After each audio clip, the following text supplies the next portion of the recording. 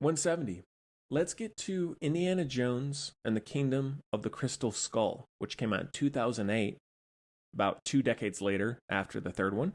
Once again, directed by Steven Spielberg. Stars Harrison Ford, again, of course, Cate Blanchett, Shia LaBeouf, Karen Allen, Ray Winstone, John Hurt, Jim Broadbent.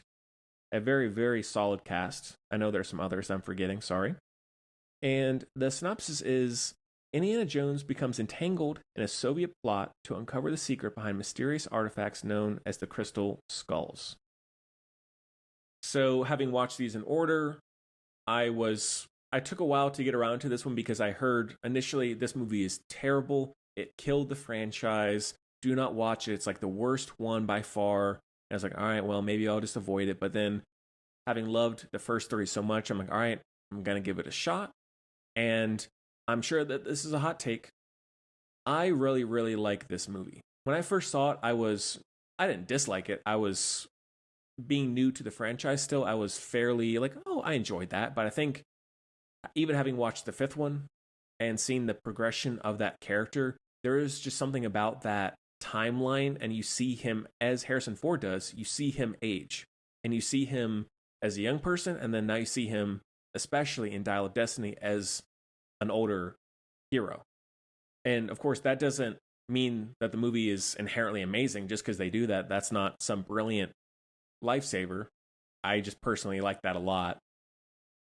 Having watched the movie many times now, I really enjoy it. I think there's just something that how they create an Indiana Jones story and how they show that character moving through an adventure and simply just the tone and that vision of Indiana Jones and how they write him, how he acts. I think it just works for me, just on a very deep personal level. I know that there are plenty of people who may watch this and be like, all right, well, that was lame or that was so-so. I don't see why you like it. I get that. It's not one for everyone. And if you hate it, you hate it.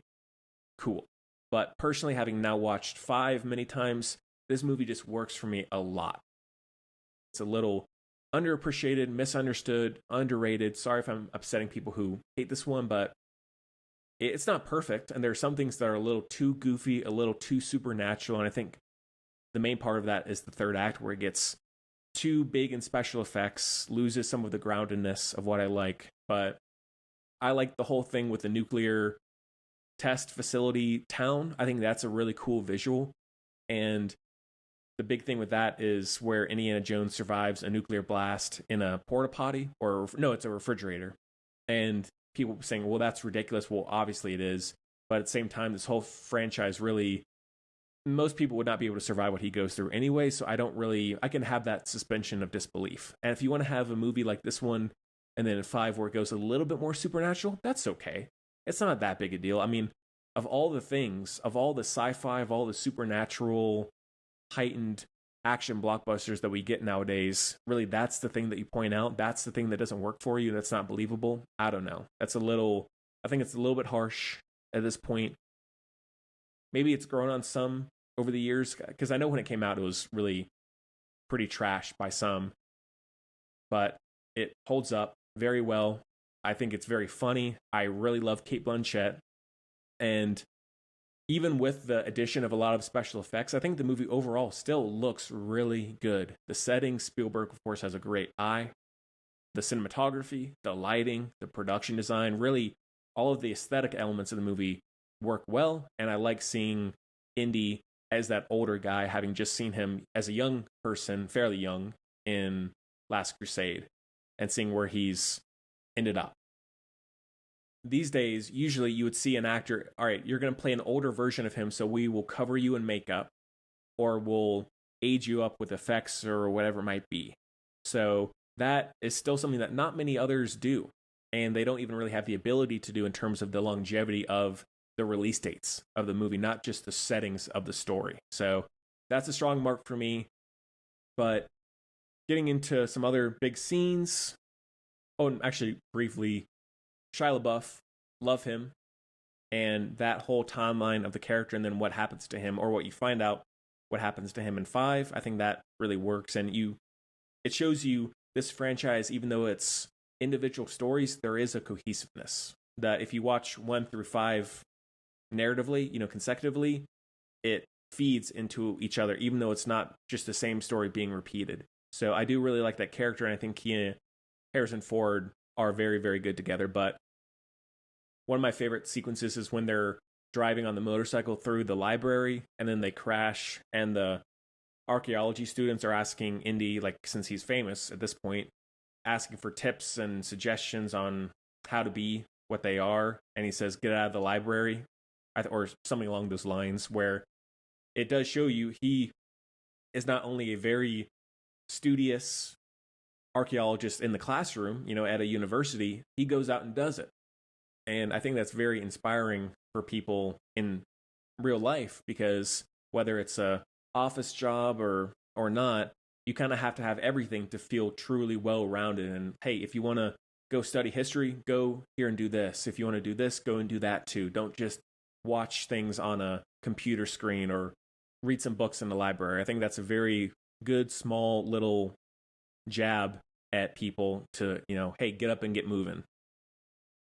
There's also the reintroduction of, or reuniting of, Marion, and I really love that actress a lot. She's fantastic in these movies, and I like her in other things too. And shortly after that, there's the quicksand sequence where they force Indy to grab onto a snake to pull him out, force facing your fears, and he doesn't want to do that, but he's about to die if he doesn't, so he has to.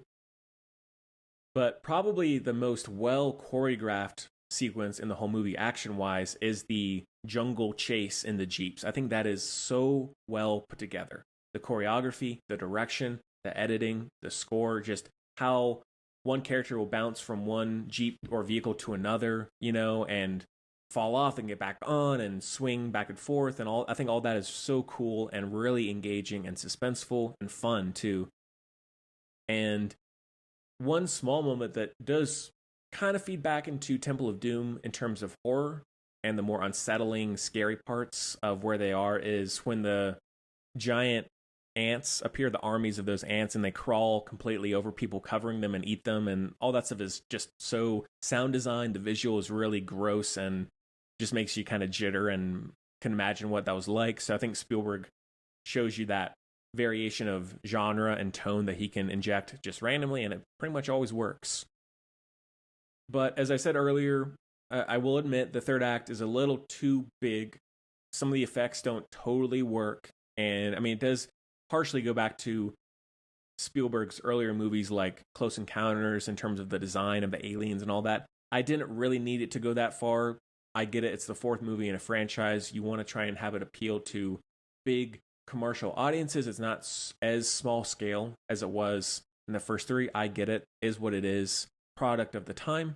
And that's how 5 is too.